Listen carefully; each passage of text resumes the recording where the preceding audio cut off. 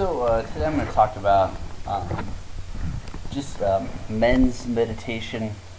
I would argue that this is a cultural meditative process, a practice, a hobby. I think many things are, but just I don't know that people know why they do dangerous things, but it doesn't seem necessarily like a genetically ideal thing to do, to go out and ride a bull. But what I would argue is this is basically a form of meditation. So you're any kind of meditation, the purpose is to get out of your mind and to be intensely in the moment. And people get addicted to this. They'll call it an adrenaline rush or whatever they want to call it. And there's lots of reasons to do it, but just get yourself in the mind. What is motivating this person to risk their life like this?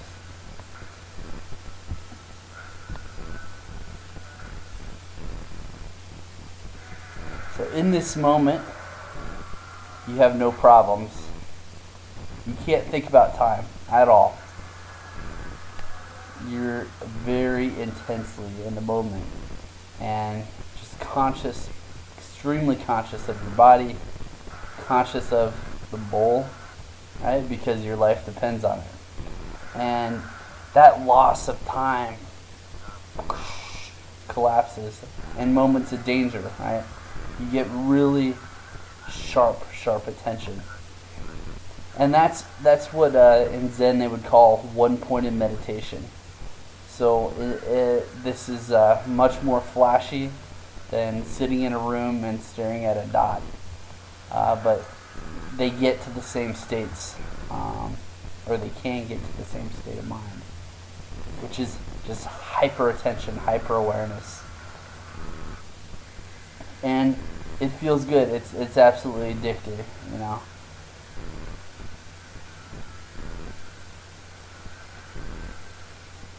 And again, how this is interpreted after the fact,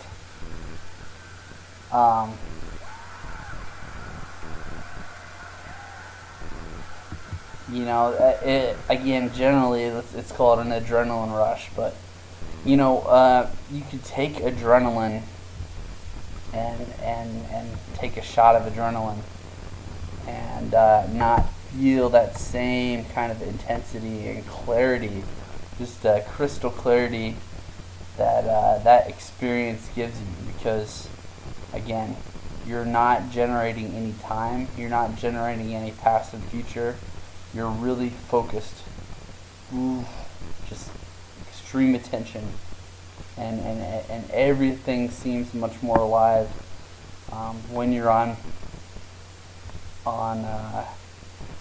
this thing, when you're risking your life, and your life literally depends on your intuition.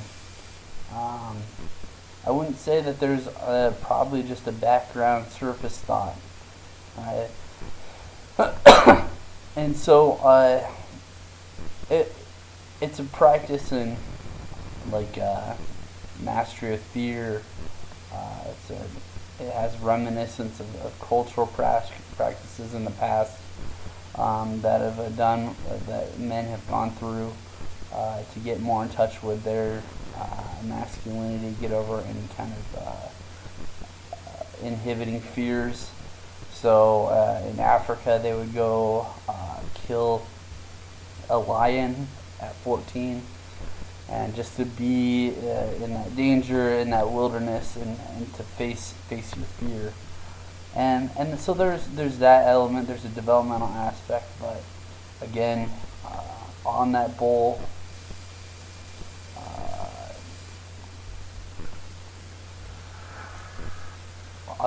there's no problems.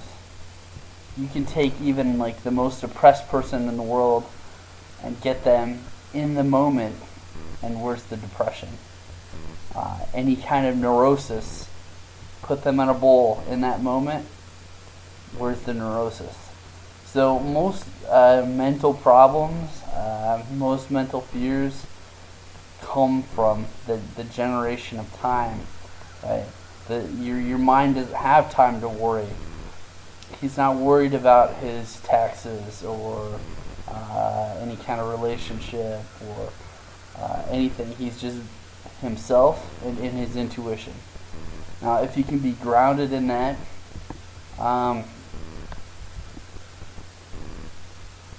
if you can be grounded in yourself, right, and it's possible to stay in that level of awareness. You learn how you can train your mind to over time just get more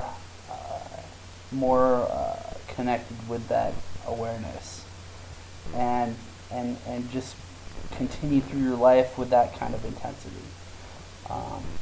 I think that's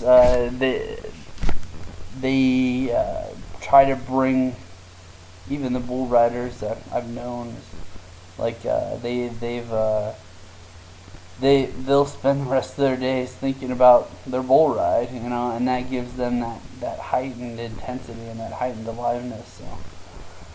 So I would say once you understand how the mind works and how problems are generated and how neuroses are created, you can know that present moment awareness, that state of mind that is completely in the moment, and this is a point of reference that's relevant to our own culture. You know that that's the solution for a lot of them. Now, there's a practical solution to any kind of problem. I mean, if you're worried about your taxes, the practical solution is read a tax book or go to an accountant, right? But a lot of that worry is wasteful worry, So it's better a lot of the time, some psychologists estimate like 80% of worry is from just wasted emotion. And so to be able to ground yourself in that attention and that awareness of the world from that heightened state of awareness and grounded in the present moment,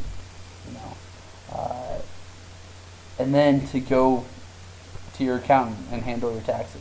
So that's the emotional solution, is to ground yourself in the moment, and the practical solution is to go figure out, your accounting problems. But